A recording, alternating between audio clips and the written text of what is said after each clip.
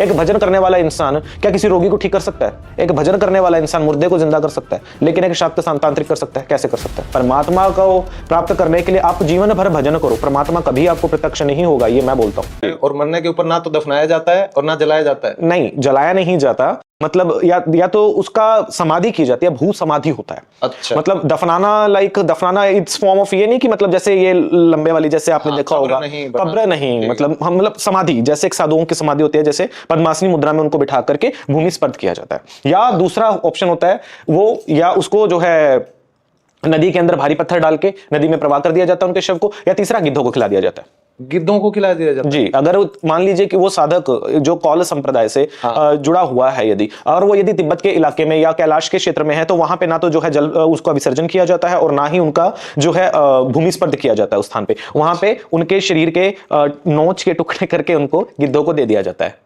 तो ये भी साधुओं में होता है, क्योंकि देखिए साधुओं का भाव क्या होता है कि हम परमार्थ करना चाहते हैं, क्योंकि शरीर तो अपना बचा ही नहीं है। जब सब कुछ पहले ही हम परित्याग कर चुके हैं, तो इस शरीर के ऊपर हमारा अधिकार कैसे हो सकता है? अच्छा। तो या तो ये किसी जानवर के पल्ले आ जाए, किसी का पेट भरने के तो काम आएगा, एटलीस्ट वो जाते हुए भी परमार्थ कमाना चाहते हैं। अच्छा। इस चीज के लिए वो भारी पत्थर डाल के वो बोलता है कि मुझे मछलियों का भोजन या तो बना दिया जाए, या फिर मुझे जो है गिद्धों के पेट में भर दिया जाए, भूखे गिद्ध मुझे खा रहे। तो ये चीज हमारे संप्रदाय में होता है। क्या बात है। जी। तो पहले ही मतलब जो है शक्त अभिषेक के उपरांत फिर जब पिंडदान जिस समय होता है, तब उस समय गुरु वंशावली मिलता है। तो वंशावली अनुसार गुरु के द्वारा जो दिया गया गोत्र होता है, गुरु का जो नाम होता है, वो शक्त साधक को मिलता है। ये जो है इस प्रकार से तरीके से आपका नाम पड़ा। तो ये जो आपका संप्रदाय है, कौल संप्रदाय आपने नाम लिया, तो ये मतलब बाकी जो अघोरी तांत्रिक या सब वामाचार है, सब में पिंडदान होता है। अच्छा जी। तो ये कुछ आपका अलग है या इन्हीं में ही शामिल है? शक्तों को कौल कहा जाता है ना। जो काली का कुल का उपासक है वो कौल है, योनि कुल का उपासक है, ललिता महात्रिपुर सुंदरी के कुल का उपासक है, उसी को कौल कहा गया असल में। आज के समय में लगभग जो पंचमंकार का महानिर्माण करे, जो भक्षण करे, जिसके लिए चौली होता है कौलों में सबसे ज्यादा, कि कौल साधक के लिए कच्ची पक्की सबसे पहले बोला जाता है। हमारे यहाँ पे 8 नियम होते हैं, अर्थात एक कौल साधक के लिए मल भी उतना ही महत्वपूर्ण होता है जितना एक खीर होता है। अर्थात आपको अगर मिले तो गुरु कुछ भी प्रदान कर सकते हैं और आप उसका तिरस्कार नहीं कर सकते, क्योंकि उसमें अच्छे बुरे का भाव निकाल दिया जाता है मन से। अच्छा। तो एक शिष्य बनने के लिए मतलब कोई एक बनाई जाती है कि पैरामीटर की आपको ये चीजें आपने क्वालिटी नियम है जो है, इसके नियम है पूरे, है ना।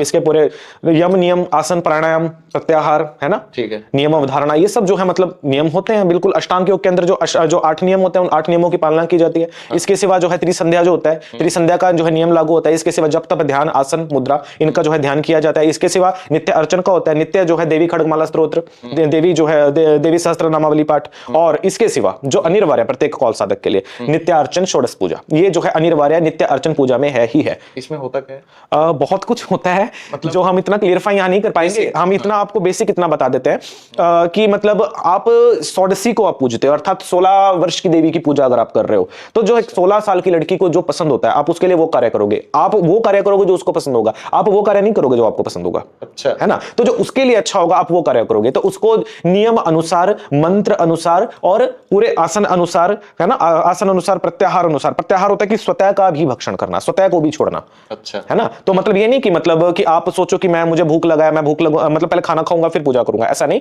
जो नियम का जो मतलब जप तप का जो नियम है, उसकी पहले अपनी मतलब करना अनिवार्य है, उसके उपरांत आप कुछ भी करो, कोई ऐसा कोई समस्या नहीं है। अच्छा। ये होता है, मतलब इस प्रकार से नित्य पूजा अनिवार्य है। आप किसी भी परिस्थिति में रहो, विषम से विषम परिस्थिति में रहो, आप बीमार हो, आपकी हाथ टूटे हैं, पांव टूटे, डजंट मैटर, आपको नित्य पूजा करना ही पड़ेगा, जो कि कठोर नियम होते हैं एक शाक्त संप्रदाय में साधक को बनने के लिए। तो एक साधक की जो योग्यता होती है, एक शिष्य की जो योग्यता आपने कहा आपके संप्रदाय में, तो उस योग्यता के लिए ये जो सारी चीजें हैं, ये कितने समय तक करनी पड़ती हैं तब गुरु की? आजीवन।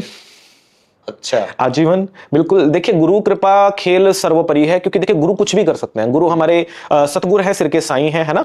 तो जब सौंप दिया है गुरु को, है ना अपना, तो उसके बाद जब बोलते हैं ना कि मैं ममत्व ममसा बोला जाता है ना, कि मतलब जब मेरे अंदर कुछ नहीं है, जब मैं अपना पहले ही सब कुछ छोड़ के आ चुका हूं, मैं अपना परिवार, माँ बाप, अपना नाते रिश्ते सब मैं छोड़ के आ चुका हूं, अब अपने आप को भी छोड़ दे, अपना पिंड भी छोड़ दे, तो मेरे अंदर क्या है? अब बोलता है शिव से नहीं मिलना है ना, शिव में मिलना है। अच्छा। तो अपने आप को मिलाने के लिए तो उसके जैसा ही होना पड़ेगा ना। वो तो हमारे जैसे होने से रहे। बिल्कुल। तो इसमें आपने कहा कि हम अपना पिंडदान कर देते हैं तब हम एक शिष्य बन पाते हैं, ये योग्यता की एक सीढ़ी है, ये नियम है। तो दूसरा मैं ये पूछना चाह रहा हूँ कि जब आप अपना पिंडदान ही कर देते हैं, मतलब सब मोह माया ये सब त्याग देते हैं, तो फिर इन पूजाओं को करने के पीछे का लॉजिक क्या है? अनिवार्यता है ना, क्योंकि देखिए देव परस्परता की अनिवार्यता, क्योंकि देव नित्य अर्चन के लिए, क्योंकि आप अपना जीवन क्षमस्व जब देवी के चरणों में समर्पित कर रहे हो तो वो चीजें आप करोगे जो देवी की प्रसन्नता के लिए अनिवार्य है। हासिल क्या करना चाह रहे हो आप इससे? प्राप्ति। किस चीज की प्राप्ति? मोक्ष। अच्छा, यह मोक्ष का ही तो मार्ग है, परमात्मा मार्ग ही और क्या है। तो अगर हम कहते हैं हमारे सनातन धर्म में मोक्ष का मार्ग है भाई भजन कीर्तन ध्यान, तो आपके इस संप्रदाय के हिसाब से आपको मोक्ष कैसे मिलता है? देखिए भजन कीर्तन अपना एक अलग टॉपिक है। भजन बोलते हैं कि भजन कर राम का तो हरि मिलेगा, है ना, अगर करोगे तो। लेकिन भजन करने से आपको साधना प्राप्त हो सकती है, सिद्धि प्राप्त हो सकती है, आपको आप साध्या कर सकते हो। एक भजन करने वाला इंसान क्या किसी रोगी को ठीक कर सकता है? एक भजन करने वाला एक इंसान क्या किसी लोगों के ऊपर बुरी बलाओं को दूर कर सकता है? एक भजन करने वाला इंसान मुर्दे को जिंदा कर सकता है, लेकिन एक शाक्त तांत्रिक कर सकता है? कैसे कर सकता है? जो परमात्मा तक को भी चैलेंज करे। आपने रावण को देखा होगा, जिसने 9 के 9 प्लैनेट्स अपने जो है पूरे 9 सीढ़ियां थी उनके, वो 9 के 9 ग्रह उसने पूरे अपने आसन के नीचे लगा लिए थे, और शनि भगवान तो साक्षात उसके पांव के नीचे थे। देखा होगा कैसे हुआ साध्यता? भजन करने से तो हुआ नहीं होगा, तो क्या किया? साध्यता अनिवार्य है। परमात्मा को प्राप्त करने के लिए आप जीवन भर भजन करो, परमात्मा कभी आपको प्रत्यक्ष नहीं होगा, ये मैं बोलता हूं।